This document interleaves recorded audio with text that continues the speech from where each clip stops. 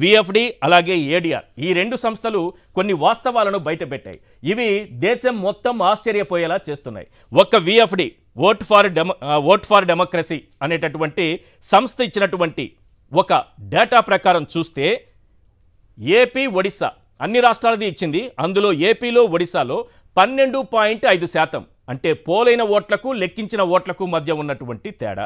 ఇక జాతీయ స్థాయిలో తీసుకుంటే 4.7% కనిపిస్తోంది. ఒక్క ఆంధ్రప్రదేశ్లో మాత్రమే పోలైన ఓట్లకు లెక్కించిన ఓట్లకు మధ్య తేడా 49 లక్షలని చెబుతోంది. 49 లక్షల ఓట్లు తేడా ఉందని చెబుతోంది. 12.5% అదనంగా వచ్చి చేరాయని చెబుతోంది. కొన్ని నియోజకవర్గాలు కూడా అందులో ప్రస్తావించింది. కొన్ని నియోజకవర్గాలపైన అంటే పార్లమెంటరీ నియోజకవర్గాలను ప్రస్తావించింది.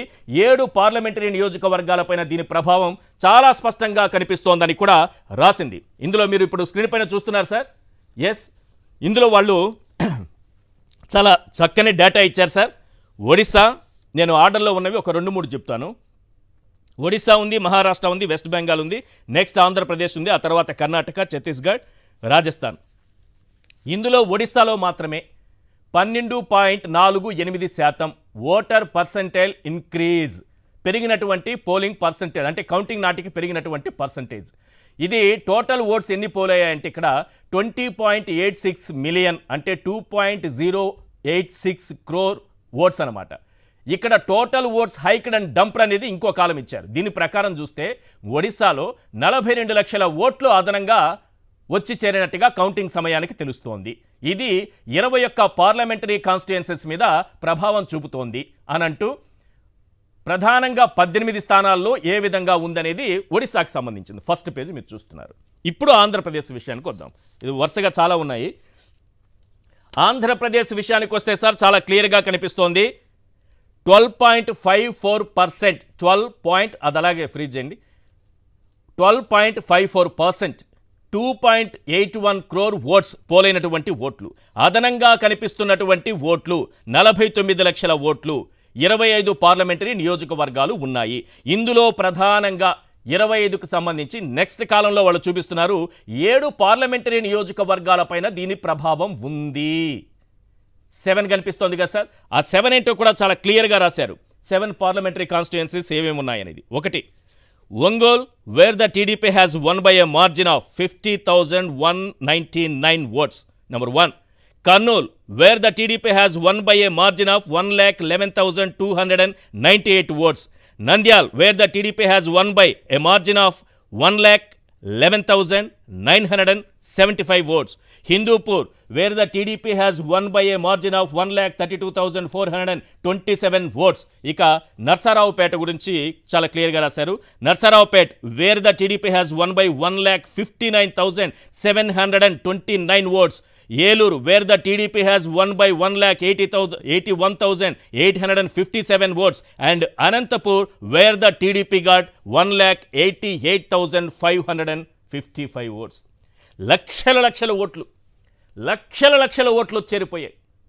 మీకు ఆశ్చర్యం కావచ్చు సార్. చాలా సింపుల్ ఎగ్జాంపుల్ చెప్తాను, చాలా ఆశ్చర్యపోతారు మీరు. బీజేపీ పోటీ చేసిన 10 స్థానాల పేరు చెప్పమంటే ఈ రాష్ట్ర ప్రజలు చెప్పలేరు. అందులో 8 స్థానాల్లో 8 మంది అభ్యర్థులు గెలిచారు. వాళ్ళు ఎవరెవరంటే టపీమని ఎవరు చెప్పలేరు. టపీమని చెప్పండి రా అంటే ఎవరు చెప్పలేరు. బీజేపీ కార్యకర్తను తీసుకొచ్చి చెప్పిన టపీమని చెప్పలేని పరిస్థితి. మీకెందుకు ధర్మవరం తీసుకోండి ఎగ్జాంపుల్. ఇప్పటికీ రాష్ట్ర ప్రజలందరూ ఆశ్చర్యపోతున్నారు అక్కడ బీజేపీ ఎలా గెలుస్తుందని. ఇలాంటి అనుమానాలు అనేకం ఉన్న టైంలో ఈ విఎఫ్డి అనేది ఓట్ ఫర్ డెమోక్రసీ ఈ సంస్థ ఈరోజు మొత్తం డేటా తీసుకొని దేశవ్యాప్తంగా 4.7% ఓట్లు అదనంగా చేరాయి. ఇక్కడ లాజిక్ ఏంటంటే ప్రతి 2 గంటలకోసారి అప్డేట్ చేస్తారు ఎంత శాతం పోలింగ్ పర్సెంటేజ్ జరిగింది అనేది. అది ఢిల్లీలో కేంద్ర ఎన్నికల సంఘం వరకు వెళుతుంది, మనకు మాత్రమే కాదు సార్. దేశవ్యాప్తంగా జరుగుతున్నది ఎప్పటికప్పుడు ఢిల్లీలో కేంద్ర ఎన్నికల సంఘం వరకు వెళుతుంది. కానీ ఈ సంస్థ కానీ నెక్స్ట్ ఏడిఆర్ అనే సంస్థ నెత్తినోరు మొత్తుకుంటోంది. వాళ్ళు ఎప్పటికప్పుడు చాలా మంచి విషయాలను బయట పెడుతూ ఉంటారు. పోటీ చేసినటువంటి అభ్యర్థులు ఎవరు, వాళ్ళ చరిత్ర ఏంటి, నేర చరిత్ర ఉంటే ఎంతమంది ఉన్నారు, ఏ పార్టీలో ఎంతమంది నేర చరిత్రలు ఉన్నారు, వీళ్ళు ఎలాంటి నేరాల్లో పాల్గొన్నారు, వీళ్ళపైన ఉన్నటువంటి సెక్షన్లు ఏంటి, కేసులు ఏంటి, ఇవన్నీ కూడా చాలా ఇన్డెప్త్ ఒక డేటాని ఎప్పటికప్పుడు రిలీజ్ చేస్తూ ఉంటారు. అలాంటి వాళ్ళు ADR, association for democratic reforms అనేటటువంటి సంస్థ ఏడీఆర్ 362 నియోజకవర్గాల్లో పోలైన ఓట్ల కంటే లెక్కించిన ఓట్లు 5,54,596 ఓట్లు తక్కువ ఉన్నాయి. తమాషా ఏంటంటే ఈసీ అధికారులు ఇచ్చినటువంటి పోలింగ్ పర్సంటేజ్ అంతిమంగా ఇస్తారు కదా, దానికి లెక్కించిన దానికి తక్కువ ఉన్నాయి. ఇక 176 నియోజకవర్గాలు అంటే పార్లమెంటరీ నియోజకవర్గాలు దేశవ్యాప్తంగా 35,093 ఓట్లు అదనంగా వచ్చి చేరాయి. ఇది ఎలా సాధ్యమైంది? ఈసీ తప్పుడు లెక్కలు ఇచ్చిందా, లేకపోతే మరేమన్నా జరిగిందా? దీనిపైన విచారణ జరపాల్సిన అవసరం ఉంది. అంతకన్నా ముందుగా ఈసీ స్పందించాలంటే ఈ రోజు వరకు ఈసీ స్పందించలేదు సార్. గత నెల 23వ తారీఖున 22వ తారీఖున ఈ డేటాలు బయటపడ్డాయి, ఇవి బయటకు వచ్చాయి. ఈ రోజు వరకు ఇప్పటి వరకు ఈసీ నుంచి స్పందన లేదు. కోర్టుల వరకు వెళ్ళారు, కోర్టులో కేసులు నడుస్తున్నాయి. ఇప్పుడు ఆంధ్రప్రదేశ్కు సంబంధించి 3 నాయకులు వైఎస్ఆర్సీపీ నుంచి పోటీ చేసిన వాళ్ళు బెల్లాన చంద్రశేఖర్ గారు, చిన్న అప్పలనాయుడు గారు, బాలినేని శ్రీనివాసరెడ్డి, వీళ్ళు 3 కూడా ఇప్పుడు ఈసీకి ఫిర్యాదు చేశారు. సుప్రీంకోర్టు గైడ్లైన్స్ తీర్పు ప్రకారం ఎవరైనా అభ్యర్థికి ఏవైనా అనుమానాలుంటే మొదటి 2వ అభ్యర్థులు, ఆ తర్వాత ఉన్నటువంటి అభ్యర్థులు ఫిర్యాదు చేయొచ్చు. దానికి ఒక్కొక్క ఈవీఎంకి 47,200 రూపాయలు చెల్లించాల్సి ఉంటుంది. అది కట్టిన తరువాత ఈసీ అధికారులు మనల్ని పిలిచి మన ముందే ఎవరైతే ఈవీఎంలు తయారు చేశారో వాళ్ళని తీసుకొచ్చి పెడతారు. అలాగే ఎన్నికల అధికారులు ఉంటారు. మనకి ఏవైతే అనుమానాలు ఉన్నాయో ఆ అనుమానాలను నివృత్తి చేసేటటువంటి ప్రయత్నం చేస్తారు.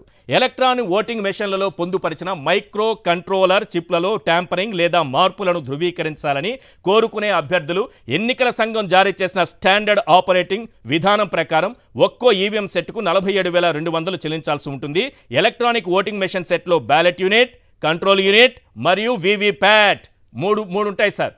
వీవీప్యాట్ ఇటీవలి సుప్రీంకోర్టు తీర్పు ఆధారంగా పరిపాలనా ఎస్ఓపి జూన్ 1న లోక్సభ ఎన్నికల ఓట్ల లెక్కింపునకు ముందు ఎన్నికల సంఘం జారీ చేసింది. దాని ప్రకారం 3 వెళ్లారు. ఇందులో బెల్లాన చంద్రశేఖర్ గారి అభ్యంతరం ఏంటంటే పోలింగ్ రోజున దాంట్లో ఉన్నటువంటి ఈవీఎంలలో దాన్ని వాడుకున్న తర్వాత బ్యాటరీ తగ్గుతుంది కదా, కౌంటింగ్ రోజున ఎంత ఉంది, పోలింగ్ రోజున ఎంత ఉంది, ఓవరాల్గా చూసేటప్పటికి దానికి పెరిగి 99% ఫుల్ బ్యాటరీతో ఉంది. మీరు ఈరోజు పొద్దునంతా బ్యాటరీ వాడారు, రాత్రికి స్విచ్ ఆఫ్ చేసుకున్నారు, పొద్దున మళ్ళీ ఆన్ చేశారు, ఫుల్ అయిపోతుందా సార్ మీ బ్యాటరీ? మీ ఫోన్ బ్యాటరీ ఫుల్ అయిపోతుందా సార్? కానీ మన ఈవీఎంలలో ఫుల్ ఛార్జింగ్ వచ్చేస్తుంది. ఇదే లోగుట్టు. దీనికి ఆన్సర్ రావాల్సి ఉంది. అతి త్వరలో వీళ్ళు సమాధానం చెప్పాల్సి ఉంది. ఈసీ అధికారులు విచారణ చేయాల్సి ఉంది. కానీ డేట్ ఇచ్చిన తరువాత కూడా ఇప్పుడు వైఎస్ఆర్సీపీకి సంబంధించిన 3 నేతలకు ఫోన్ల మీద ఫోన్లు చేసి మీ కంప్లైంట్స్ వాపసు తీసుకోండి, ఇక్కడ ఏమీ జరగలేదు, మీరు వాపసు తీసుకోండి. ఏమీ జరగకపోతే భయం ఎందుకు? ఈసీ ఎందుకు భయపడుతోంది? ఎందుకు విచారణ జరపడానికి ముందుకు రావట్లేదు? దేశవ్యాప్తంగా ఇలా అధికంగా పోలైనటువంటి ఓట్ల గురించి కేంద్ర ఎన్నికల సంఘం ఎందుకు సమాధానం చెప్పట్లేదు?